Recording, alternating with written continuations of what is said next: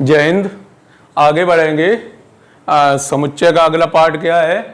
यदि ए comma B comma सी तीन समुच्चय हैं तब इनका संघ यानी यूनियन निम्न नियमों का पालन करता है।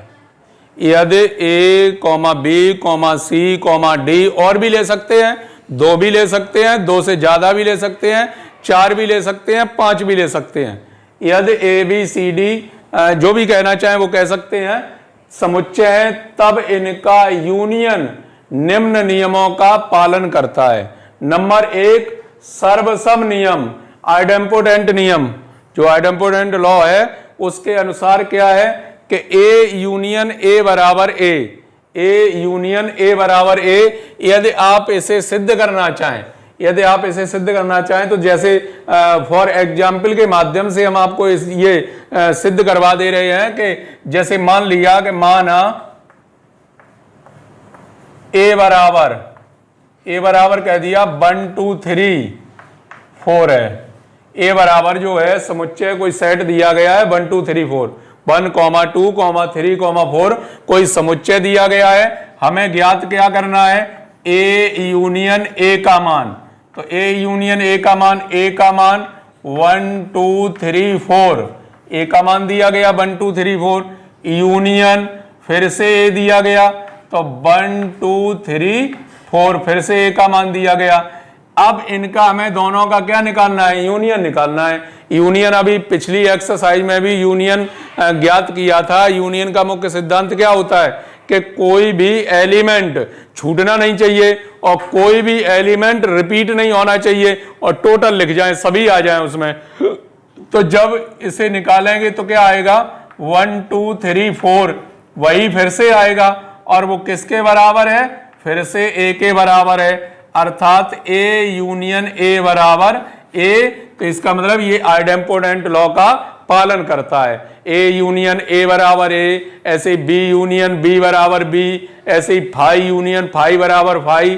तो इस तरीके से जिन्हें भी निकालेंगे वो क्या है? सर्वसम नियम का पालन करते हैं। समझ में आ गया होगा। ए यूनियन ए बराबर ए रहेगा, ऐसे ही बी यूनियन बी बराबर बी रहेगा, ऐसे ही फाई यूनियन फाई भी फाई के बराबर ही रहेगा। इस प्रकार से हो गया ये पहला नियम कि समुच्चय जब दिए हों तो जो संघ होता है, यूनियन होता है, वो सर्वसम नियम का पालन करता है। आगे देख लेते हैं। ये तो पहला नियम है। दूसरा क्या है? क्रम विनिमय नियम, कम्यूटेटिव लॉ। ऐसे ही क्रम विनिमय नियम को सॉल्व करेंगे। वैसे तो आप क्रम विनिमय नियम को पिछले अध्याय में भी पढ़ चुके हैं कि जैसे क्रम विनिमय नियम अंकगणित में भी लागू होता है। चाहे हम 2 में 3 जोड़ दें, चाहे 3 में 2 जोड़ दें, मान उतना ही रहेगा। आगे पीछे हो जाए तो उसका कोई प्रभाव नहीं पड़ता। ऐसे ही ए गुणित बी या बी गुणित ए में बी का गुणा कर दें या बी में ए का गुणा कर दें, तब भी उतना ही रहेगा। तो ये समुच्चय में पालन करता है या नहीं करता है, तो इसे सिद्ध करना है। तो ए यूनियन बी बराबर बी यूनियन ए। आपने मान लिए कुछ, let us consider.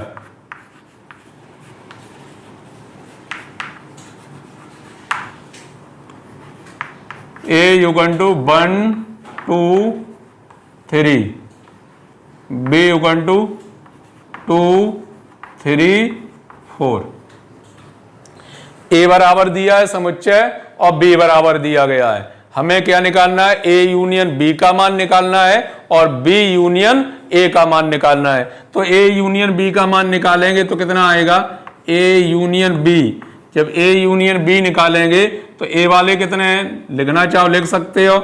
1 2 3 union B का मान कितना है? 2 3 4। ये तो कितना आ जाएगा जब इन्हें इकट्ठा करेंगे? तो 1 2 3 और 4। ये आ गया किसका? ए यूनियन बी का मान। जब ए यूनियन बी का मान आ गया, ऐसे ही आप निकालेंगे। इधर क्या निकालेंगे? बी यूनियन ए का मान निकालेंगे। तो बी का मान है 2 3 4 और यूनियन ए का मान कितना है? 1 2 3। अगर इसका यूनियन निकाला जाए तो जैसे पहले क्रम से लिखना जाओ तो क्रम से लिख सकते हो। ये भी आ जाएगा कितना? 1 2 3 4। 1 2 3 4 क्रम का तो कोई प्रभाव पड़ता नहीं है, आगे पीछे जहां भी हो यूनियन के अंतर इस समुच्चय के अंतर्गत, चाहे 3 ये यहां लिखा हो चाहे 3 यहां लिखा हो, कहीं भी लिखा हो, तो यूनियन आप देखेंगे कि ए यूनियन बी का जो मान है वो किसके बराबर है, बी यूनियन ए के बराबर है। अतः समुच्चय क्रम विनिमय नियम का पालन करते हैं। समुच्चय में जो संघ है, यूनियन है, वो क्रम विनिमय नियम का पालन करता है। ए यूनियन बी का मान बी यूनियन ए के मान के बराबर होगा। आगे तीसरा पार्ट दिया गया है। तीसरा कौन सा पार्ट दिया गया है, सहचार नियम, एसोसिएटिव लॉ। देखेंगे एसोसिएटिव लॉ को इसी प्रकार। थर्ड पार्ट दिया गया है एसोसिएटिव लॉ। तो माना एसोसिएटिव लॉ को सिद्ध करने के लिए ए बराबर कुछ मान लिया, 1 2 3 मान लिया, चलिए बी बराबर कुछ मान लिया, 2 3 4 मान लिया, और सी बराबर कुछ मान लिया, 3 4 5 मान लिया। ये ए बी सी के मान लिए। अब ए बी सी के मान लिए, क्या करना है, सहचार नियम का ये पालन करता है, यूनियन संघ यानी संघ सहचार नियम का पालन करता है या नहीं करता है, तो इसे चेक करना है। क्या सिद्ध करना है, A union B union C बराबर ए यूनियन और बी यूनियन सी, ये देखना है। तो ये देखना है, सबसे पहले हम वैल्यू किसकी निकालेंगे, ए यूनियन बी का मान निकालेंगे।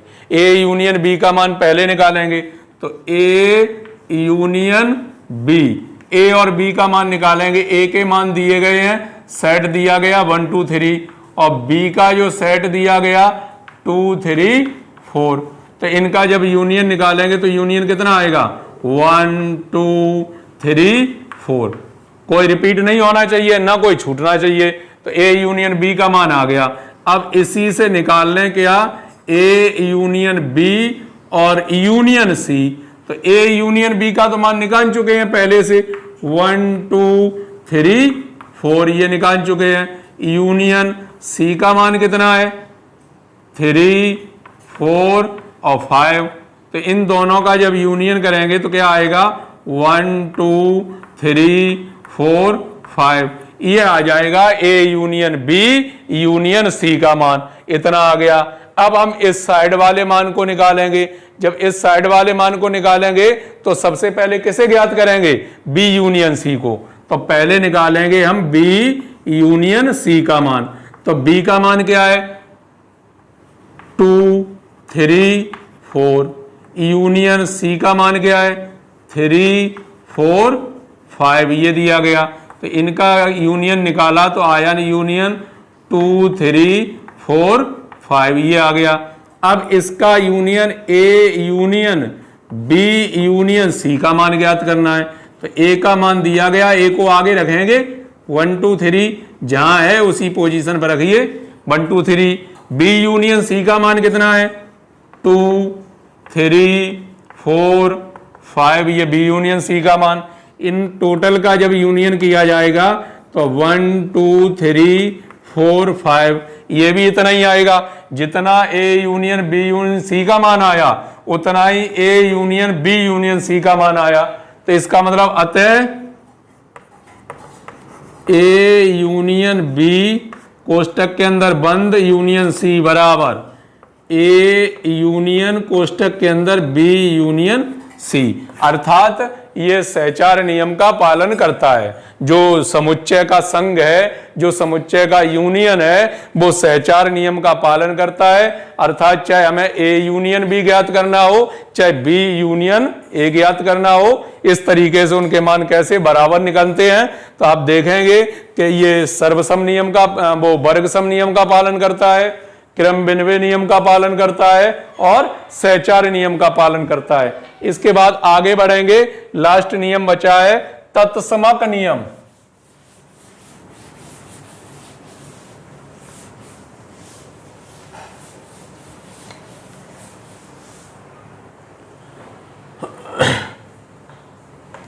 तत्समक नियम, तत्समक नियम के अंतर्गत A union phi, A union phi बराबर ए, जैसे ए बराबर कुछ मान लिया इसे सिद्ध करने के लिए, माना ए बराबर, चलिए वही मान लिए फिर से 1 2 3, 1 2 3।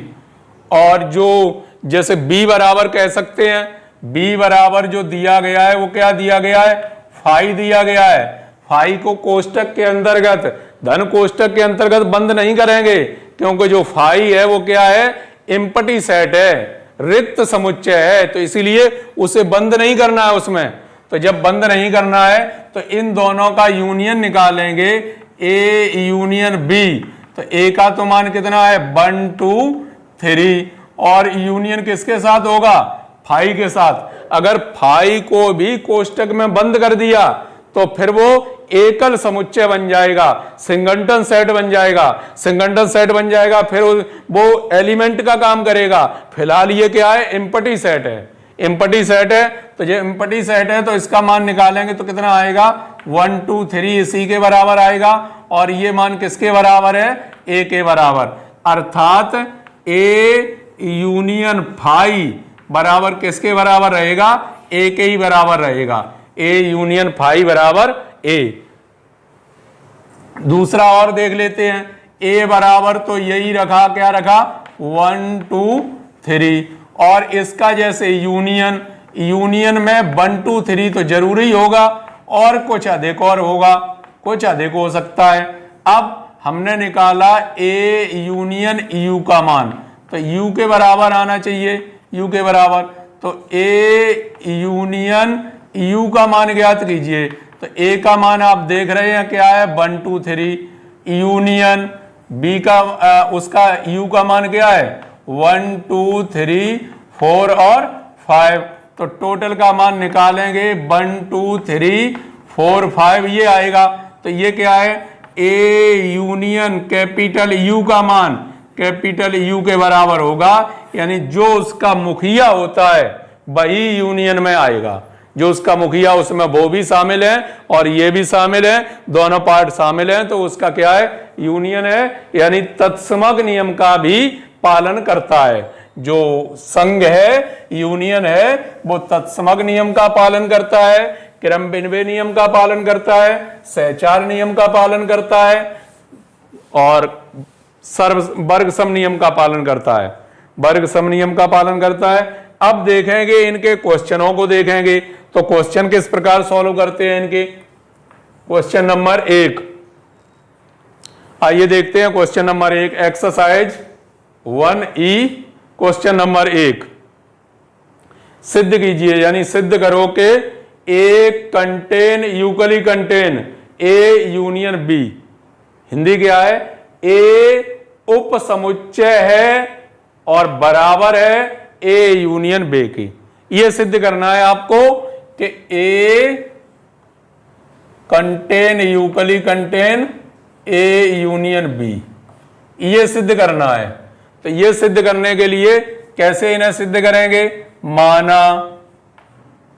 माना x बिलोंग्स टू ए। यह मान लिया कि x बिलोंग करता है, वो किस में करता है, a में बिलोंग करता है, x a में बिलोंग करता है। जब x a में बिलोंग करता है तो क्या होगा, यहां पर x बिलोंग्स टू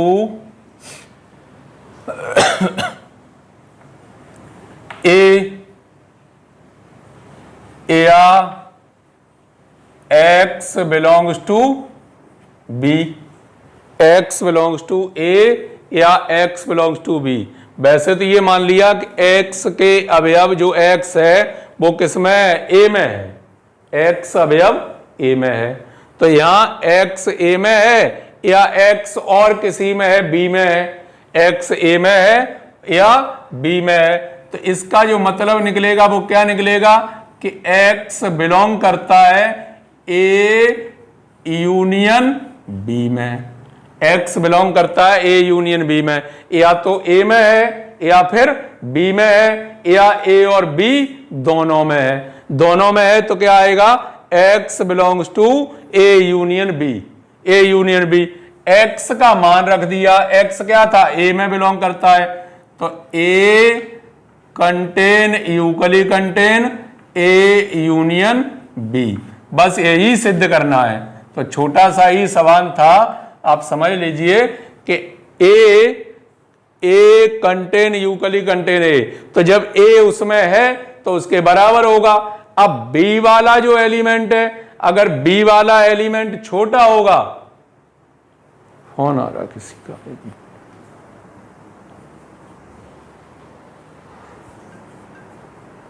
हेलो जी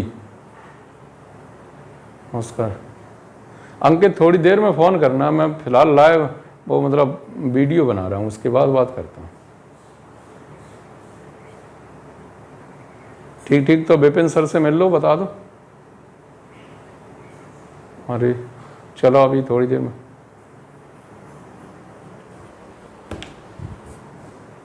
तो A contain equally contain A union B, A में तो होगा ही, वो तो सीधी सी बात है। अब अगर बी वाला जो समुच्चय, बी वाला अगर समुच्चय छोटा होगा तो ये इसके बराबर भी होगा, और बी वाला जो समुच्चय वो अगर बड़ा होगा तो ये इसमें कंटेन करेगा, सीधा सा। ऐसे ही बिल्कुल सेम है उसका सेकंड पार्ट। सेकंड पार्ट में क्या कहा गया, B contain equally contain A union B. तो बिल्कुल सेम जैसे ये किया है वैसे ही सेम आप इसे भी कर सकते हैं, कोई दिक्कत नहीं है इसमें। माना x बिलोंग करता है किसमें, बी में, x बिलोंग करता है बी में, तब आप यहां लिख सकते हैं x बिलोंग करता है बी में, या x बिलोंग करता है और किसी में भी कर सकता है, ए में करता है। तो इसका मतलब x बिलोंग करता है बी यूनियन ए में, बी यूनियन ए में। तो x बिलोंग करता है ए यूनियन बी में। क्यों, क्रम विनिमय नियम का पालन करता है ये। जब क्रम विनिमय नियम का पालन करता है तो ए यूनियन बी को बी यूनियन ए, या बी यूनियन ए को ए यूनियन बी भी लिख सकते हैं। तो जो बी यूनियन ए लिखा था उसे क्या लिख दिया, ए यूनियन बी लिख दिया बाई कम्यूटेटिव लॉ। यहां लिख देते हैं by commutative law. Commutative law के अनुसार जो बी यूनियन ए लिखा है उसे क्या लिख सकते हैं, ए यूनियन बी लिख सकते हैं। और एक्स किस में बिलोंग करता है, माना गया बी में। तो इसका मतलब आ गया B contain equally contain A union B, और यही सिद्ध करना था ये पार्ट, प्रूफ यही प्रूफ करना था कि B contain equally contain A union B. अब यदि ए का मान बी से छोटा होगा तो ये इसके बराबर होगा, और ए का मान बड़ा होगा तो ये इसका एक उप समुच्चय होगा। ठीक आ गया होगा समझ में। देखते हैं उसका next question.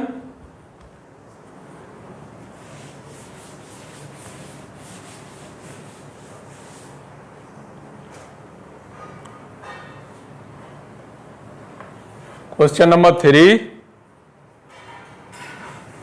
B contain A,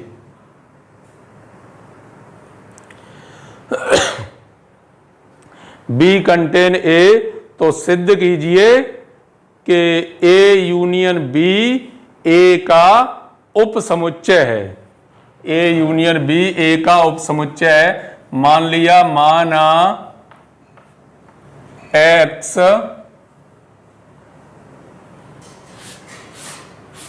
x belongs to B, X belongs to B. X जो है बी में बिलोंग करता है। जब एक्स बी में बिलोंग करता है तब एक्स ए में भी बिलोंग करेगा। पहले तो यहां एक ही लाइन रहने दो, माना एक्स बिलोंग्स टू बी। ये मान लिया कि माना ये एक्स जो है वो बी में बिलोंग करता है, तो क्या होगा, तब एक्स किस में, ए में भी बिलोंग करेगा। क्यों, बी के सभी अवयव किस में, ए में है। तो ये अगर बी का अवयव है तो बी वाले सभी किसमें है, ए में है, तो ये ए का भी अवयव होगा। जब ए का भी अवयव होगा तो एक्स जो बिलोंग करेगा वो किसमें करेगा, इसके यूनियन में भी होगा, इसके यूनियन में भी होगा। एक्स जो होगा वो इसके यूनियन में भी होगा। और जो ए यूनियन बी का मान है, ए यूनियन बी वो किसके बराबर है, एक्स यूनियन ए, वो कंटेन करेगा किसमें, ए में, क्यों ए उसका बड़ा वाला भाग है। और आंसर, तो ये ज्यादा बड़े बड़े पार्ट नहीं है, छोटे छोटे पार्ट हैं, अतः लिख भी सकते हैं। ये ए का क्या है, एक उपसमुच्चय है। ए का क्या है, उपसमुच्चय है। एक तो देखिए आपके पास हमेशा, हम जब प्रश्नों को सॉल्व कराते हैं तो आपके पास हमेशा हमेशा के लिए दो मेथड हमेशा के लिए रहते हैं। इन प्रश्नों के एक और जो मेथड है वो भी आप अपना सकते हैं। वो मेथड क्या है कि जैसे अभी हमने जो ये नियम लिखे हुए हैं, इन नियमों को किस प्रकार से प्रूफ किया था। इन नियमों को प्रूफ करने के लिए आपके सामने उदाहरण पेश किए थे कि फॉर एग्जाम्पल ये कि एक अच्छा इंसान बनने के लिए आप क्या करते हैं, उदाहरण ही तो पेश करते हैं। उदाहरण देते हैं कि डॉक्टर एपीजे अब्दुल कलाम की जीवन लीला के बारे में बताते हैं कि किस तरीके से था। ऐसे ही अटल बिहारी वाजपेयी के बारे में बताते हैं क्या उनमें खूबियां थी। तो इस रास्ते पर चलने के लिए और भी लोग साहस करते हैं। तो बस वही है कि जैसे इन्हें किसी एग्जाम्पल के माध्यम से आपने सॉल्व किया, कोई उदाहरण प्रस्तुत किया और उसे आपने सॉल्व किया, ठीक वही रूल आप यहां भी अपना सकते हैं। आप इनके लिए एक एग्जाम्पल प्रस्तुत कीजिए, ऐसा जो ये बताए कि ए यूनियन बी ए का एक उपसमुच्चय होगा। यानी करना क्या है कि बी को मानना है और किसे मानना है, ए को मानना है। लेकिन ऐसा मानना है कि बी समुच्चय छोटा हो, अर्थात बी के सभी अवयव समुच्चय ए में सम्मिलित हों। बी के सभी अवयव समुच्चय ए में सम्मिलित हों, ऐसा आप मानेंगे ए और बी को। जब ए और बी को मान लिया, उसके बाद किसे निकालेंगे, ए यूनियन बी का मान निकालेंगे। जो ए यूनियन बी का मान निकल के आएगा, वो क्या होगा, ए का एक उपसमुच्चय होगा। और बराबर का भी यहां निशान लगा सकते हैं, क्यों बराबर भी हो सकता है। अगर बी का मान छोटा तो है ही, तो ये ए यूनियन बी का मान निकलेगा, वो कंटेन करेगा, और क्या है, उसके बराबर भी हो सकता है। तो उपसमुच्चय है ये इसका। प्रत्येक समुच्चय स्वयं का एक उपसमुच्चय होता है, ये भी तो छिपा रहता है। आप जानते हैं प्रत्येक समुच्चय स्वयं का एक उपसमुच्चय होता है। तो वही स्वयं का एक उपसमुच्चय होता है, उसके अकॉर्डिंग आप बराबर का भी निशान यहां लगाएंगे। तो इसका दूसरा मेथड आपके समझ में आ गया होगा। अगर ये मेथड ठीक तरीके से समझ में नहीं आ रहा, वैसे तो स्पष्ट है कि x मान लिया b में है तो x a में भी होगा। जब a में भी होगा तो इनके यूनियन में भी होगा, और यूनियन कंटेन करेगा कैसे, ए को, क्यों ए वाला पार्ट कैसा है, बड़ा है, बराबर भी हो सकता है और बड़ा भी हो सकता है। तो बराबर की कंडीशन लगा दी वहां। अब आइए देखते हैं अगला क्वेश्चन नंबर 4। क्वेश्चन नंबर 4 में लिखा है ए यूनियन फाई बराबर ए यूनियन फाई बराबर, नहीं सॉरी गलत लिख दिया, ए यूनियन बी बराबर फाई, ए यूनियन बी बराबर फाई।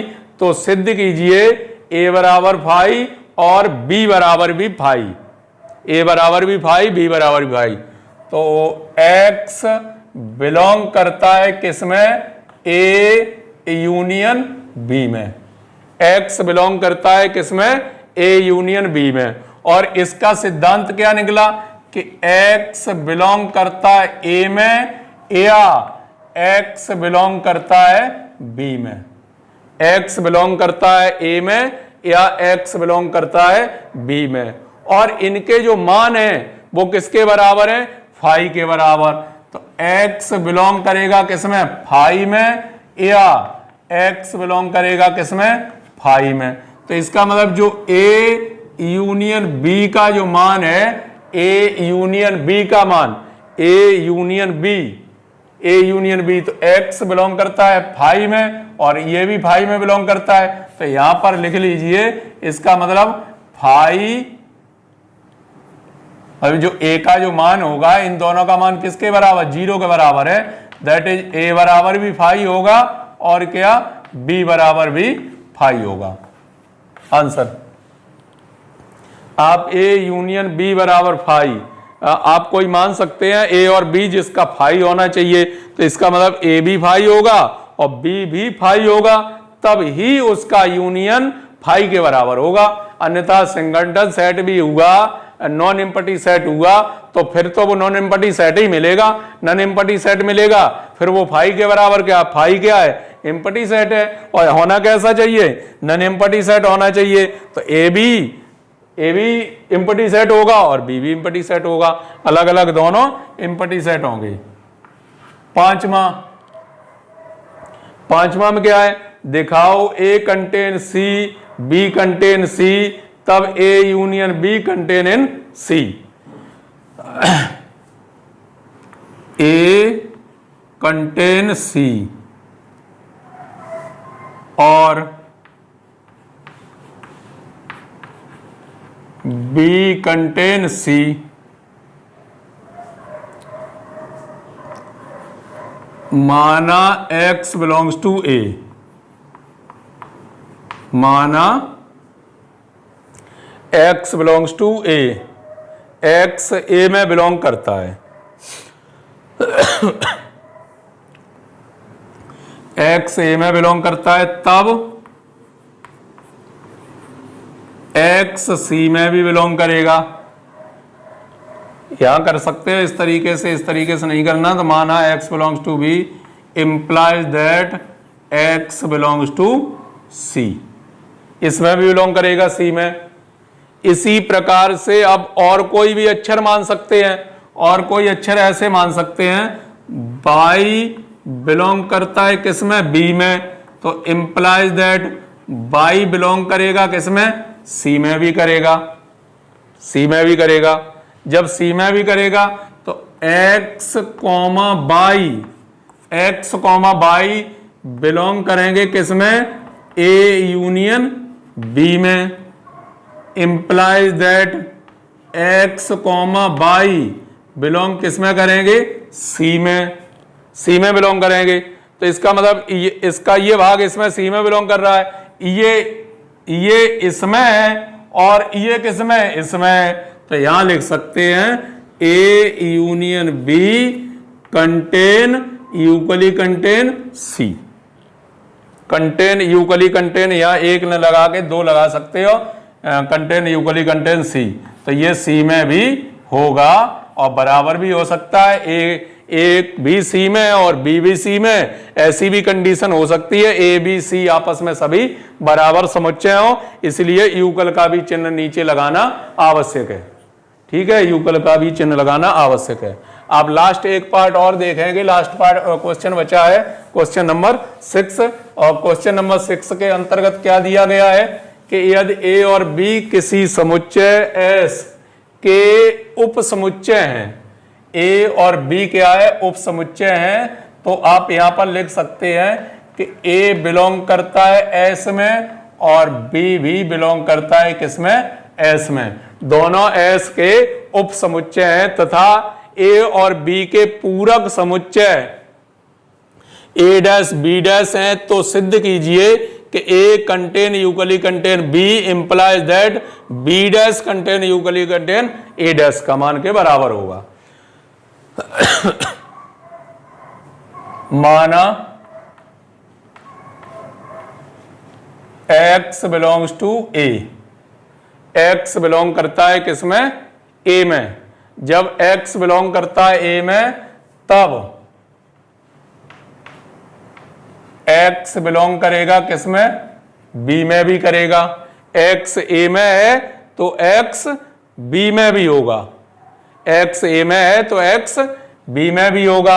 अब यहां पर देख लें, x जब a में है तो इसका मतलब a डैश में नहीं होगा, x a में है तो ए डैश में नहीं होगा, x ए में है तो ए डैश में नहीं होगा। या फिर यहां पर s डैश की ए डैश की जगह आप क्या लिख सकते हैं, यहां ऐसा भी लिख सकते हैं s माइनस ए में नहीं होगा, s माइनस ए में नहीं होगा। ऐसे ही यहां x जो है वो किसमें, s माइनस बी में नहीं होगा, तो x नहीं होगा किसमें, ए डैश में, ए डैश में।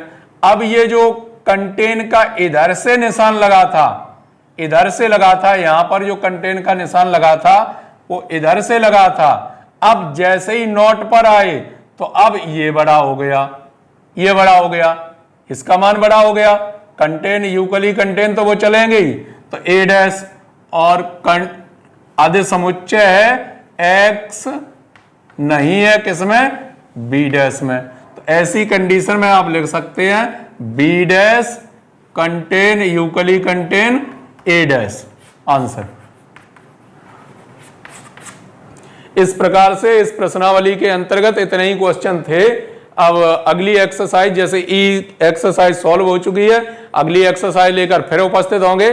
तब तक के लिए जय हिंद।